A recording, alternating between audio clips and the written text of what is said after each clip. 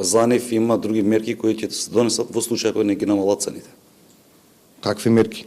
Па има закон за трговија, можеме да донесеме мерки во време на криза со предлог на Министерството за економија и замрзнување на цени, одредување на маржи и слично. Значи, кажав ја, ние листите ги имаме, Државен пазарен инспекторат ќе врши соодветни контроли, веќе имал тренд на намалување на одредени производи. Од 1 декември сите тие компании кои можеа да ја користат оваа мерка, а се околу 1000 компании, некои се стварно мали пекари и слично, вглавном производители големи се околу 180.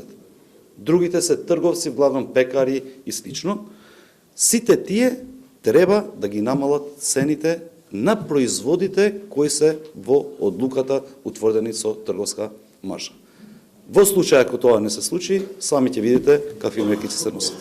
Овие мерки не се за да некој седи по канцеларии, си вари кафиња, си држи состаноци и си чита вестници. Значи, овие мерки се за граѓаните.